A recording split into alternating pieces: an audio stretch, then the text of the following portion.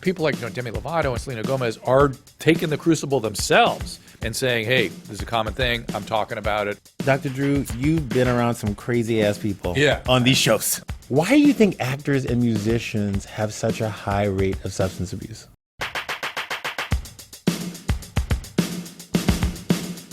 Cheers. I'm just going to have a sip. Cheers. It's good to see you, man. Good to see you, too. Thank you for being here. Pleasure. I have so many questions because there's so much going on in Hollywood that I don't understand. Okay. But you seem to have a grip on. I kind of do. I mean, just the bottom line is whatever goes on in Hollywood is going on everywhere else. Yeah. They're just sort of the bellwether. They're sort of what you see of mental health and medical problems that exist everywhere. They're no different than everybody else. Yeah.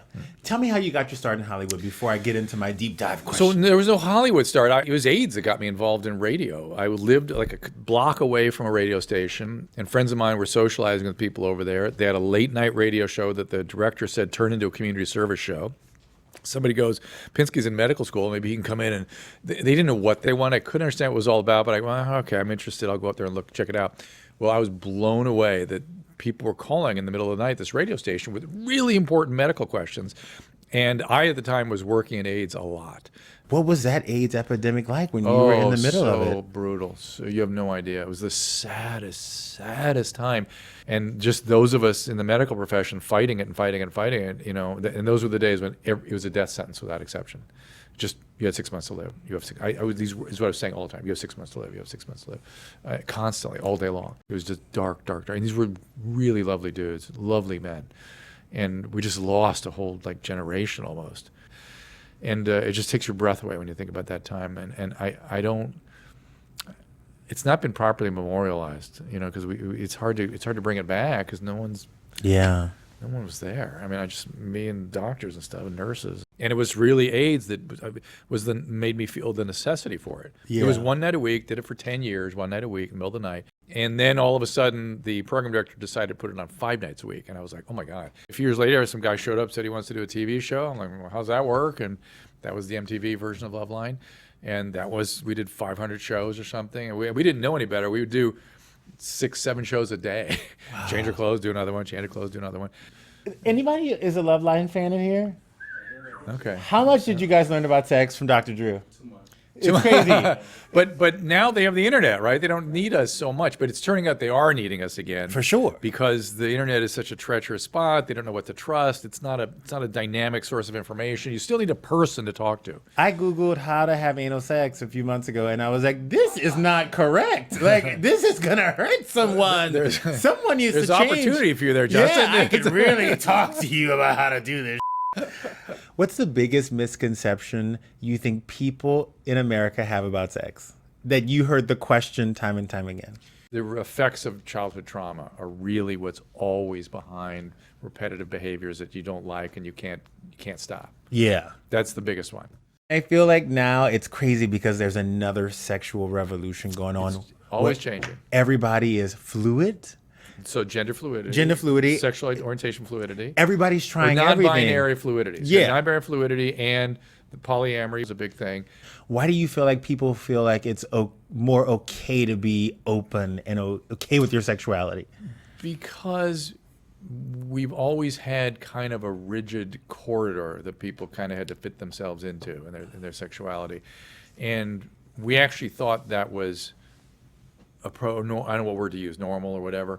And lo and behold, there's a lot of people that go, that's not normal for me. That's not what I want to do. I have these other kinds of fluid kinds of feelings, and that's normal. Yeah. And guess what? It is. And we've always kind of known that, always said that, but no one ever really supported that. Yeah. And so now it's become fashionable, supported. People are using it as a way to I'm going to say it. I think some celebrities are using it as a way to sell themselves. I'm gay, I'm bisexual because it's fashionable. No. Does it advance our culture? I think it does. I think it being fashionable doesn't, but supporting people in whatever their identity is. How could that not be? How could that be bad, right? Right? Yeah. By the way, I tell people all the time, I was gay when gay wasn't cool. How does it feel now? You know what? It's a lot better? It feels a lot better. And I'm happy that we've come to this place. But I feel like there's some guys that are a tiny bit older that are in the next age generation in their 40s and 50s that are kind of bitter. Yeah, because they had to go through some gay men had to hide to go socialize. Yeah. They have to be out in the park or something, crazy stuff. They'd have to, George Takei talks about that all the time. Yeah. They'd have to hide in New York City. It's like a fairy tale. You can't even believe it. It's like, what? Yeah. What? It's that part I didn't experience. I never really saw that. I was of age, and certainly practicing medicine by the time it was like fine to be out. Sometimes a creep is good though.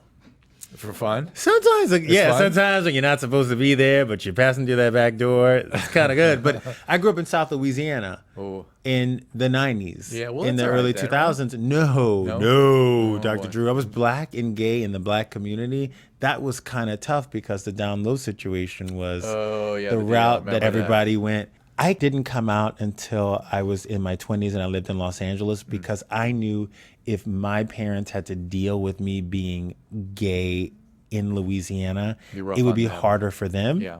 Because I lived my best life. Is it cool now?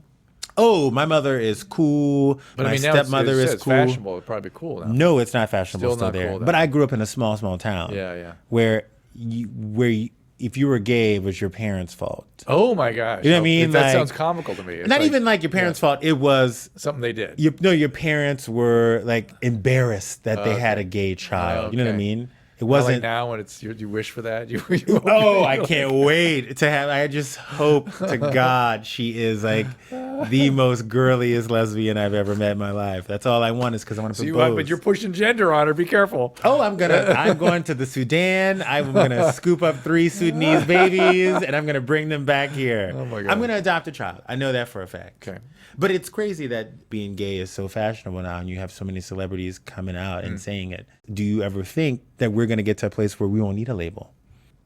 Well, we don't need a label now, right? But humans always label. It'll be something. And we'll find some way to differentiate one another. We just do that as human beings.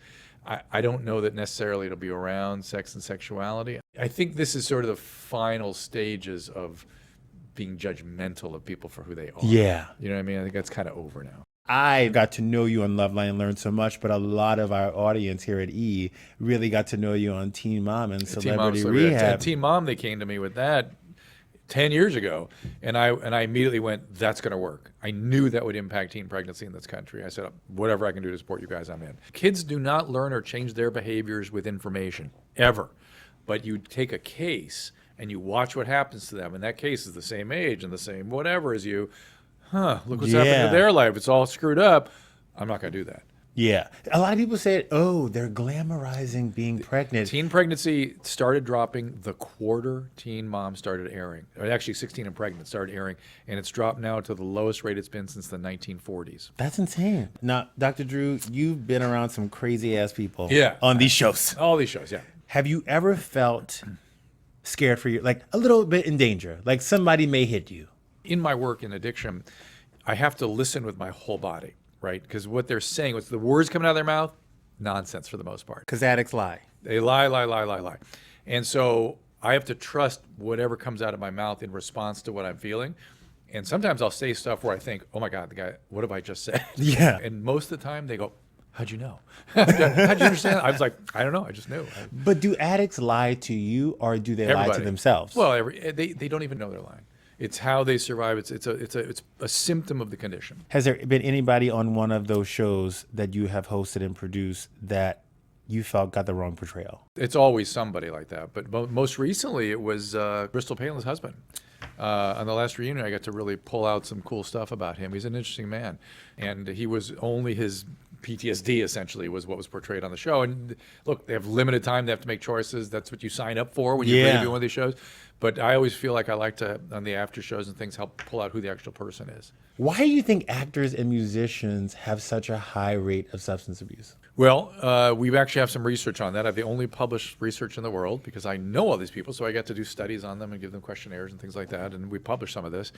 The basic construct is high levels of trauma, and becoming a musician, becoming a celebrity is supposed to solve the problem of their trauma. Yeah. It's a bid to deal with the narcissistic injuries of their childhood by fueling narcissistic kinds of pathologies. Yeah. And it doesn't work. And so when it doesn't work and then they become famous or they become successful, they have people around them that insulate them from the consequences of their behavior it escalates much further than it usually does for the rest of us. Yeah. Chris Brown. Yeah. I think Chris Brown needs to clean his whole house out. Yeah. I think he surrounds himself with people. Yes, that's part of the problem. But what do you think that Chris Brown has to do to shake that image? Because he's cried on TV. He's sung Man in the Mirror. He's apologized on the documentary. You literally have to live a good life for a long time. He's going to have to play it right for 5 to 10 years for anybody. There are a lot of people who do not ever want to forgive him for what he did to Rihanna, right? That's that. And if he's going to get any kind of forgiveness, it's going to have to be with a sustained effort at being a certain kind of guy. And it's hard for him. He's got unregulated aggression. I get that. And that makes it hard. But if he'd gotten some sort of long-term therapy with somebody whom he's accountable to and he really works on himself, and he would have to do a bunch of different things and he'd be motivated to change himself and build himself, then those things would not be so prone to happen. He would not make the choices that put himself in the position where those unregulated emotions are apt to come up. We see power couples in Hollywood like Beyonce and Jay-Z and Chloe and Tristan who have gone through such public betrayals and infidelities. How does that happen in a normal relationship? The person that was transgressed against sometimes never trusts that person again. And for a very long time, typically does not trust them much at all. Trust is something that must be earned over a very long period of time. You do have to make an initial decision. Am I in or am I out now? And if you're in, you can double down your commitment, right? Okay, I'm in no matter what. And that might mean this is a different kind of marriage now, or this is a different kind of arrangement, or who knows what. But the commitment is going to have to be very strong. Could you ever see a couple or someone who's been transgressed against fully trusting someone again? That person again? Yeah. And again, particularly if they both grow up, they get to be later in their adulthood, that kind of thing, and things go well for a long period of time. But it will never be it will never be naive again. I would meet my husband in Texas because it's crime of passion there. If you stab a bitch there, let me just fly his ass to Houston. We're going to go lay over at DFW. I believe you would. I would do it. I would take him to Florida. Listen, Casey Anthony got away with it. Come on. Stay with Texas. Has there ever been a time where like you've commented on a celebrity on E or on CNN and they come to you and they say, yo, like, what the hell? I'm sure there has been. I can only remember one. And I try to always frame it as, look, I don't know these people, but I want to show how you're getting it wrong and how you may be harsh to these people and be sympathetic to them, and how it's an opportunity for us all to learn. And people like Demi Lovato and even now Selena Gomez are taking the crucible themselves, which I'm just so excited about, and saying, hey, this is a common thing. I'm talking about it. For them, social media is almost gives them a sense of accountability. Merely because Selena Gomez had a teacup and Taylor Swift had a glass of wine on New Year's Eve or a glass of champagne. Selena Gomez, she shouldn't be drinking. What? Come on. Yeah. Selena has lupus, had a kidney transplant. The girl's been through some toast the new year, and it's harsh. It cuts deep, the stuff people say about them. Yeah.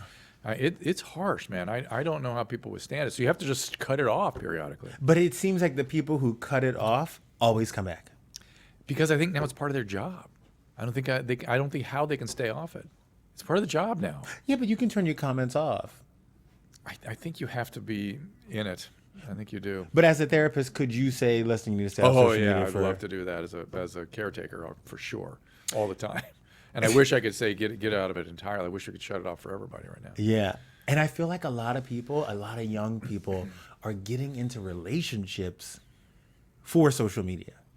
Like, I feel like that's people, a new one. Yes. Just for the selfie, just so it looks good. Just for the narrative. Like, it's not okay to God. just travel the world now or pretend like you're staying at the Four Seasons. Now you have to have a man or a woman that you're with, and you get more likes when you're in a relationship. And I feel like people are now going into... I need more than a sip. You need more than a sip for that. That's not good. Because, back in the day, the fad was celebrities would get married because they wanted to be seen as these wholesome people who could attract these other A-list actors. Yeah. And now you have people emulating it and going on social media. But I mean, I was listening to Stern this morning, and he was playing Cardi B's Instagram. And he was like, can you imagine, Mick Jagger were having to do stuff like this in 1965? I mean, it's just unthinkable.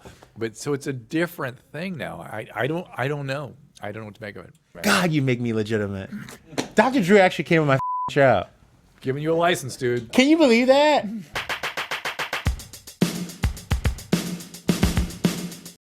Like what you saw? Hit subscribe. You don't want to miss any new episodes of Just a Sip, and you can catch up on any past episodes. The tea was hot, I'm telling you.